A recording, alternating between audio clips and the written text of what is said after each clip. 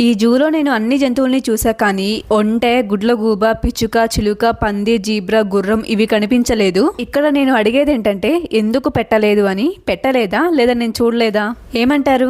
Just ఊరికే అన్నానులేండి, కానీ నిజంగానే కనిపించలేదు. మర్చిపోయాను, కుక్క కూడా కనిపించలేదు. అంటే అవి డైలీ రోడ్ మీద తిరుగుతూ ఉంటాయి కదా, అందుకేనేమో మరి. వైట్ పీకాక్ ని చూసారా మీరు? ఒకవేళ చూడకపోతే నేనున్నాను నాయనమ్మా, నేను చూపిస్తాను మీకు.